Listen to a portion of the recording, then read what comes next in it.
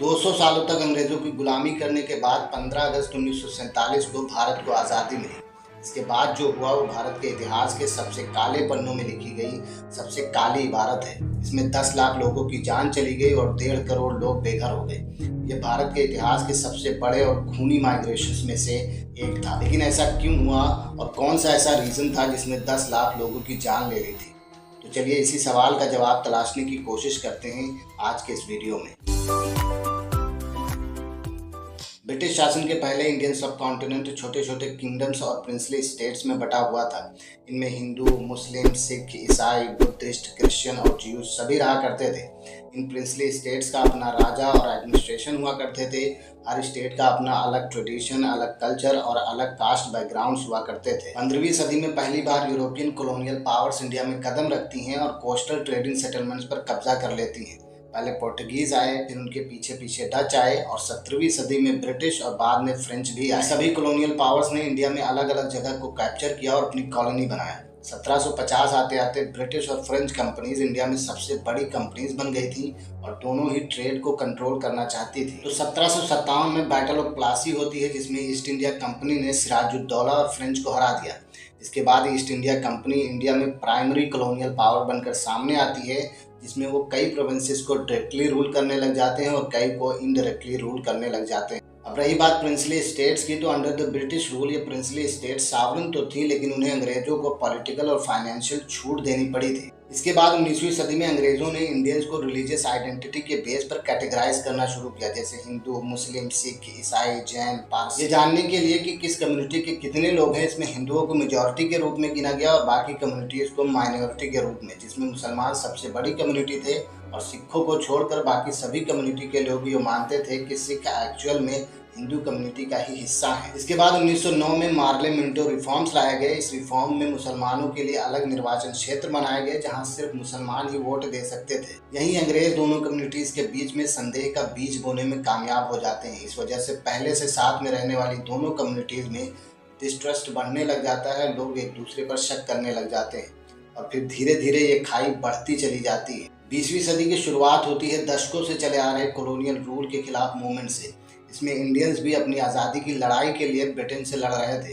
वहीं दूसरे world war में ब्रिटेन बहुत कमज़ोर हो चुका था, क्योंकि इस वॉर में उसे बहुत नुकसान हुआ था। हालत ये हो गई थी कि ब्रिटेन के पास पैसे तक नहीं थे देश चलाने के लिए और आखिरकार ब्रिटेन इंडिया को आज़ाद करने के लिए राजी हो जाता है। अब इंडिया में दो तरह के लीडर्स थे। एक तरफ थे हिंदू मेजॉरिटी से आने वाले महात्मा गांधी और पंडित नेहरू, तो दूसरी तरफ मुस्लिम लीग से आने वाले मोहम्मद अली जिन्ना। इन नेताओं के मन में एक इंडिपेंडेंट इंडिया कैसा होना चाहिए, इसको लेकर डिफरेंट व्यूज थे। जहां गांधी जी और नेहरू एक यूनाइटेड इंडिया चाहते थे, वहीं मोहम्मद अली जिन्ना ने एक अलग देश बनाने की मांग की थी। 1946-47 में देश में दंगे छिड़ जाते हैं, लेकिन अंग्रेज चुपचाप इंडिया को आज़ाद करने की तैयारी में लगे रहते हैं। जून 1947 में ब्रिटिश वायसराय ऐलान करते हैं कि अगस्त 1947 तक भारत को आज़ादी दे दी जाएगी और साथ ही साथ इसका बंटवारा भी कर दिया जाएगा। लेकिन कोई एक्सप्लेनेशन नहीं थी कि बंटवारा कैसे होगा। पुराने मैप, गलत जनगणना और जमीन की कम से कम जानकारी का यूज करके बाउंड्री कमेटी ने सिर्फ 5 हफ्तों के भीतर बाउंड्री बना दी और कॉलोनियल इंडिया को 3 भागों में बांट दिया, बंगाल, पंजाब और असम।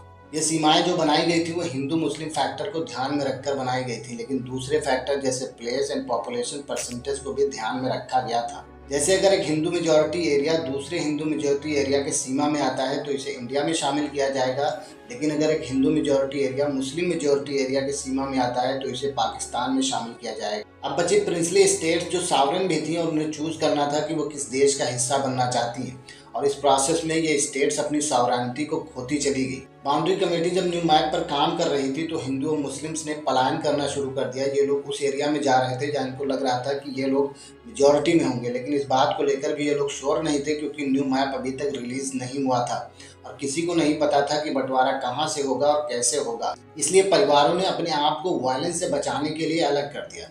बच्चों और महिलाओं को उस एरिया में भेज दिया गया जहां उन्हें लगता था कि वो सेफ रहेंगे। फाइनली 17 अगस्त 1947 को आज़ादी के 2 दिन बाद नए मैप को रिलीज किया जाता है, जिसमें पंजाब और बंगाल प्रोविंसेस को ईस्ट और वेस्ट पाकिस्तान बना दिया जाता है। बाकी का हिंदू मेजॉरिटी एरिया इंडिया बन जाता है। इसके बाद 2 साल के पीरियड में लाखों लोग अपने पुश्तैनी घरों गांवों को छोड़कर पाकिस्तान से इंडिया आते हैं और लाखों लोग इंडिया से अपने घर बार छोड़कर पाकिस्तान चले जाते हैं। दिल्ली, लाहौर, कलकत्ता, ढाका और कराची जैसे शहर अपने पुराने निवासियों से तो खाली हो जाते हैं, लेकिन नए रिफ्यूजीज से भर जाते हैं। और इसी दौरान ब्रिटिश के छोड़े हुए पावर वैक्यूम में रेडिकलाइज मिलिशिया और लोकल ग्रुप्स को वायलेंस करने का मौका मिल जाता है। इन ग्रुप्स ने बड़े लेवल पर हत्याएं की।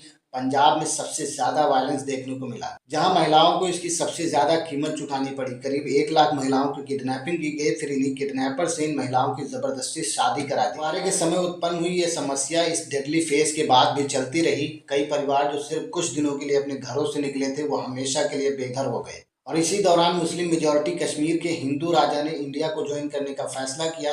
ये फैसला मुस्लिम मेजॉरिटी के समर्थन से लिया जाना था, जिसमें एक रेफरेंडम कराया जाना था। लेकिन यह रेफरेंडम कभी हो नहीं पाया, क्योंकि कश्मीर पर पाकिस्तान ने अटैक कर दिया। और तब से लेकर अब तक इस लड़ाई में लाखों लोग अपनी जान गंवा चुके हैं। आज 70 साल के बाद भी पार्टीशन की वो खाई साफ देखी जा सकती है, उसके नए पॉलिटिकल फॉर्मेशन, टूटे हुए परिवारों और उनके सपनों में।